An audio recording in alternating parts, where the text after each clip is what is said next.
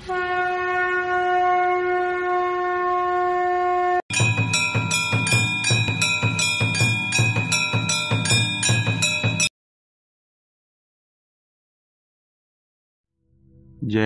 श्री कृष्णा। मेरे प्रिय दर्शकों, कैसे हैं आप सभी। मेरा नाम है ज्योतिषाचार्य दीपक शास्त्री और आप सभी देख रहे हैं आज जगदम्बा ज्योतिष ज्ञान यूट्यूब चैनल। सर्वप्रथम आप सभी से यही अनुरोध है कि आप इस पाठ का श्रवण टैंडी में ही कीजिए, क्योंकि टैंडी में इसका श्रवण करने से ज्योतिष शास्त्र का ज्ञान आपको दशों दिशाओं से प्राप्त होगा, जिससे आपको ज्योतिष शास्त्र की कठिन से कठिन विषय समझने में बहुत सरलता होगी। इससे आपका मन एकाग्र रहेगा और आपको विषय समझने में अत्यधिक सरलता होगी। इस पाठ का श्रवण टैंडी में करना बहुत सरल है। आप अपने हेडफोन्स या ईयरफोन्स लगा लीजिए और साथ ही अपने नेत्रों को बंद कर लीजिए और आइए ध्यानपूर्वक इस पाठ का श्रवण कीजिए। तो आइए आज का यह वीडियो प्रारंभ करते हैं। मेरे प्रिय दर्शकों और मेरे प्रिय छात्रों, जो मेरे साथ निरंतर जुड़े हैं और हमसे ऑफलाइन तथा ऑनलाइन दोनों माध्यमों से ज्योतिष शास्त्र का ज्ञान प्राप्त करते हैं, उन सभी के अनुरोध पर आज हम अपनी ज्योतिष शास्त्र की सीरीज में काल सर्प योग के विषय में चर्चा कर रहे हैं। इससे पहले भी हमने काल सर्प योग की अपनी सीरीज में 4 वीडियोस बनाए हैं। यदि आपने उन वीडियोस का श्रवण नहीं किया है तो हम आपसे यही अनुरोध करेंगे कि आप उनका श्रवण कर लीजिए, क्योंकि बिना उनको समझे आगे के पाठ समझना आपके लिए कठिन हो सकता है। लेकिन हम अपना पूरा प्रयत्न करेंगे कि आपके लिए यह समझना सरल हो। तो हम बात कर रहे थे 12 महाकाल सर्प योगों के विषय में। अभी तक हमने काल सर्प योग क्या होता है, काल सर्प योग से कैसा प्रभाव होता है, काल सर्प योग कितने प्रकार का होता है, इन सभी बातों पर प्रकाश डाला है। और हमने 12 मुख्य काल सर्प योगों के नाम आपको बताए थे। तत्पश्चात हमने उन 12 काल सर्प योगों में से प्रथम 3 काल सर्प योगों के विषय में विस्तार से चर्चा की। हमने तत्त भावों से बनने वाले उन काल सर्प योगों में 12 राशियों के रहने पर जातक के जीवन में किस किस प्रकार का फल देखा जाता है, इस सभी बातों पर अपने वर्षों का अनुभव आपके साथ साझा किया। हमने कई वर्षों तक कई सारी कुंडलियों का अध्ययन करके काल सर्प योग के विषय में कई सारे रहस्य जाने। उन सभी को ही हम आपके साथ इस सीरीज में बांटते हैं। इसलिए हमारा उत्साहवर्धन करने के लिए आप इस वीडियो को अधिक से अधिक लाइक कीजिए और अपने मित्रों के साथ अधिक से अधिक शेयर कीजिए, क्योंकि ज्ञान बांटने से ही बढ़ता है। इसको अपने तक सीमित मत रखिए और अधिक से अधिक शेयर कीजिए। इस चैनल के माध्यम से हम आपके लिए ऐसी ही ज्ञानवर्धक वीडियोस नित्य प्रति बनाया करते हैं। इसलिए यदि आपने हमारे चैनल को अभी तक सब्सक्राइब नहीं किया है तो सब्सक्राइब कर दीजिए और साथ ही हमारे सभी नए वीडियोस आप तक सर्वप्रथम पहुंच सकें, इसके लिए बेल आइकन को भी दबा दीजिए।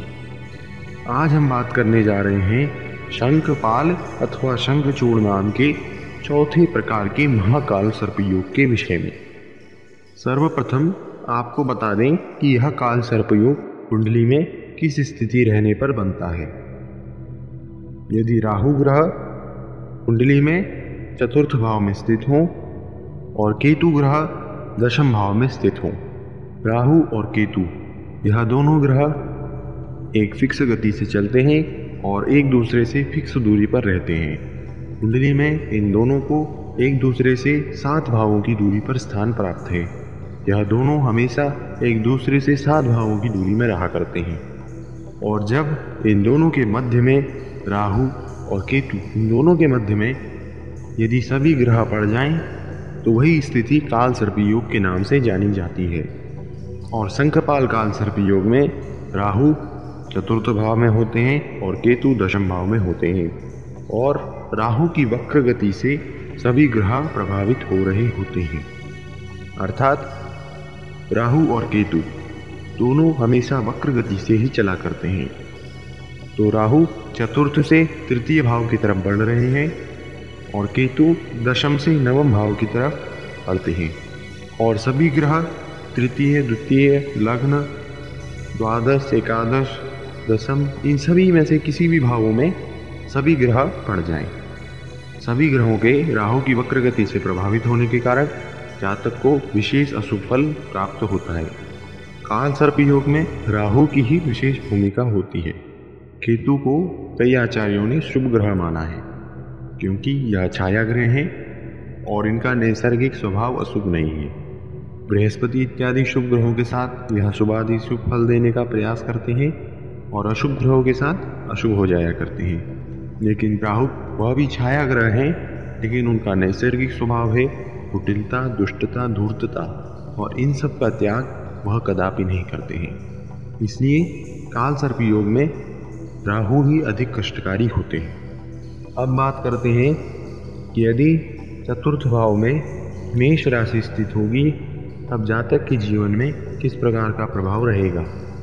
और इसके साथ ही आप समझ लीजिए यदि चतुर्थ भाव में वृश्चिक राशि स्थित होगी तब जातक को किस प्रकार का फल प्राप्त होगा, तब उस पर काल सर्प योग किस प्रकार का प्रभाव देगा। क्योंकि पूर्व में हम बता चुके हैं आपको, मेष और वृश्चिक दोनों राशियों के स्वामी मंगल देवता हैं, इसलिए दोनों राशियों में लगभग समान फल देखा जाता है। लेकिन कुछ भिन्नता हो सकती है, क्योंकि दोनों राशियों का अपना अपना स्वभाव है।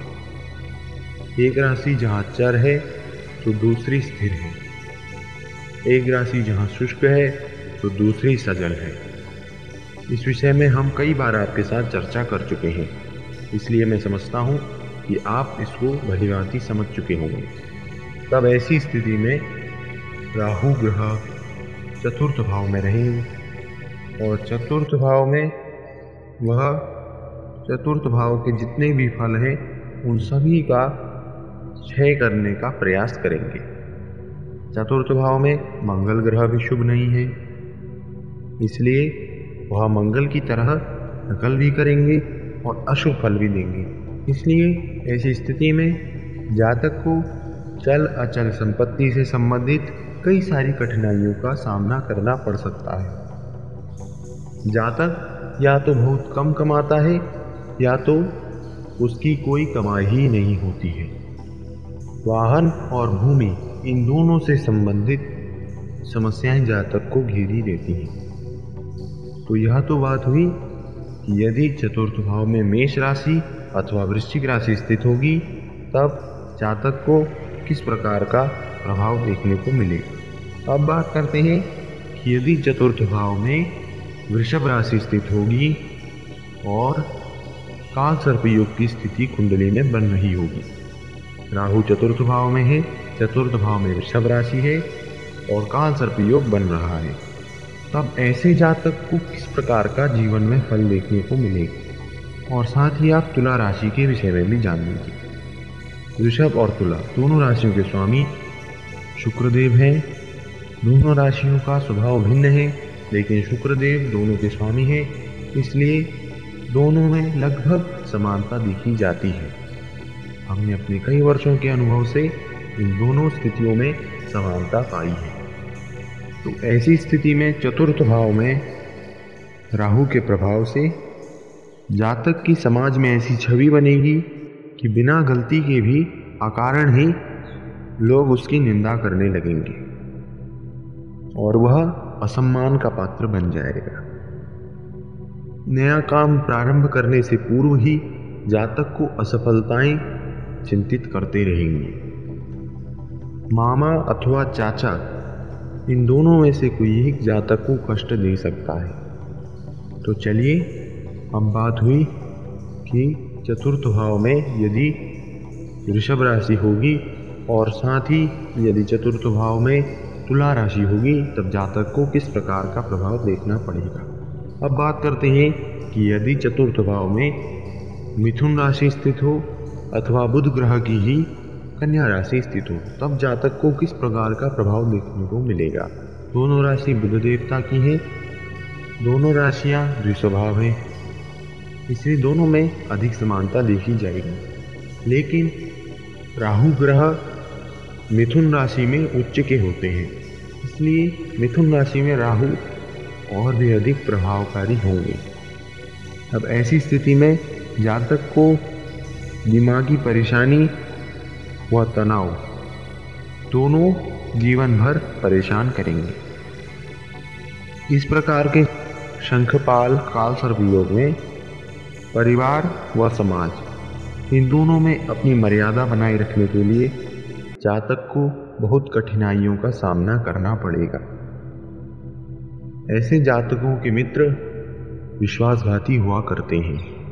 आइए अब बात करते हैं, यदि चतुर्थ भाव में कर्क राशि स्थित होगी और कालसर्प योग की स्थिति कुंडली में बन रही होगी, तब जातक को किस प्रकार का प्रभाव देखने को मिलेगा। काल पुरुष की कुंडली की बात करें तो काल पुरुष की कुंडली में चतुर्थ भाव में कर्क राशि ही होती है और चंद्रमा देवता चतुर्थ भाव के विशेष कारक भी है। लेकिन राहु का कार्य है इस भाव के सभी फलों को बिगाड़ना। लेकिन क्या वह पूरी तरह बिगाड़ देंगे? इसमें कहेंगे जातक को भूमि, वाहन, भवन, माता का सुख तो होगा, लेकिन कुछ ना कुछ उसके मन में ऐसी चिंता रहेगी कि वह सुख का वह पूर्णतया उपभोग नहीं कर पाएगा। भूमि, वाहन इत्यादि उसके पास होने के बावजूद भी पूरा उपभोग नहीं कर पाएगा। अब बात करते हैं कि यदि चतुर्थ भाव में सिंह राशि स्थित हो और कालसर्प योग की स्थिति बन रही हो, तब जातक को किस प्रकार की परेशानियों का सामना करना पड़ सकता है। ऐसे जातक को गंभीर रोग होने की पूरी संभावना है और इनके शरीर में गंभीर घाव भी हो सकता है। ऐसा घाव जो मृत्यु तुल्य कष्ट दे सकता है और प्राण घातक भी साबित हो सकता है। तो आइए अब जानते हैं कि यदि चतुर्थ भाव में बृहस्पति देव की धनु राशि स्थित हो अथवा बृहस्पति देव की ही दूसरी राशि मीन राशि वहां पर स्थित हो, तब कैसा फल देखने को मिलेगा। और साथ ही कालसर्प योग बन रहा हो, तब जातक को किस प्रकार की समस्याओं से जूझना पड़ेगा।